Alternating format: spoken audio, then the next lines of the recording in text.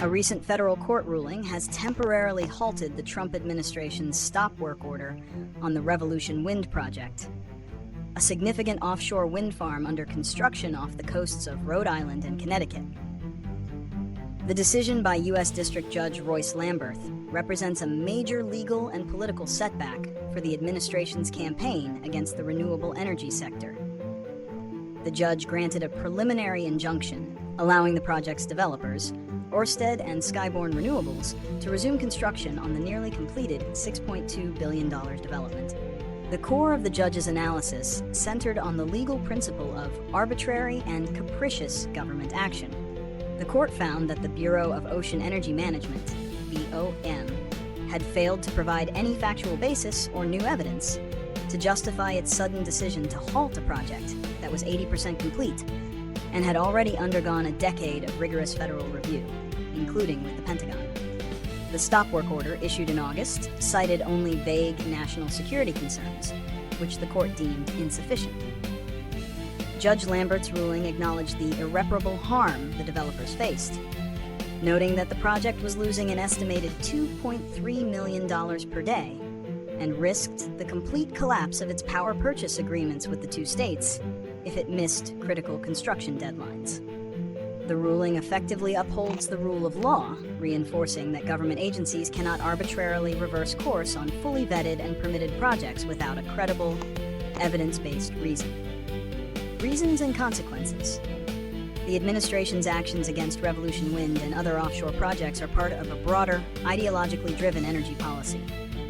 President Trump has repeatedly expressed personal disdain for wind turbines, labeling them as ugly and inefficient, and has launched a war on wind with numerous executive actions. The administration has not only paused permitting for new projects, but has also actively sought to revoke existing permits and cancel federal funding, all while advocating for a return to traditional fossil fuels and nuclear energy. This approach aligns with a political agenda that prioritizes energy sources considered more reliable and easier to integrate into existing grid infrastructure, while simultaneously attempting to dismantle a nascent clean energy industry that competes with those interests. The consequences of this policy have been significant and far-reaching, even before the court's intervention. The initial stop work order on Revolution Wind jeopardized thousands of union jobs, created immense financial uncertainty for a project with billions of dollars already invested, and cast a chilling effect on the entire U.S. offshore wind industry. Investors and developers who rely on a stable regulatory environment to secure financing have begun to view the U.S. as a high-risk market. This could lead to a halt in future investment, driving capital to more predictable markets in Europe and Asia.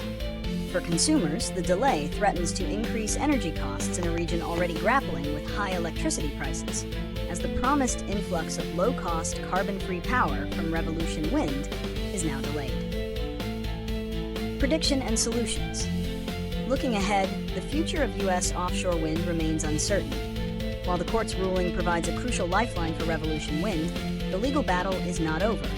The underlying lawsuit will continue, and the Department of the Interior has stated it will continue its investigation into the national security claims, leaving open the possibility of future legal and regulatory challenges.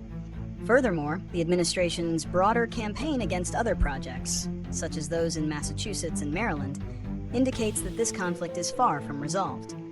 Without a fundamental change in federal energy policy, legal challenges and regulatory hurdles will likely continue to slow or derail offshore wind development across the country.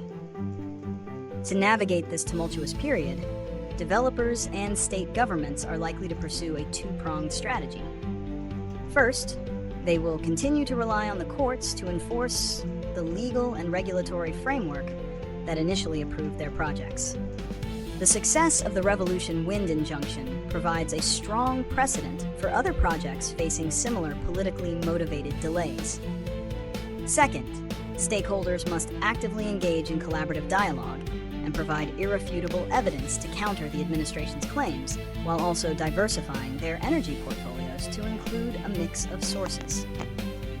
This approach, which is already being adopted by state governors, aims to demonstrate that clean energy is not just an environmental imperative, but also a critical component of a reliable, affordable, and secure energy future for the nation.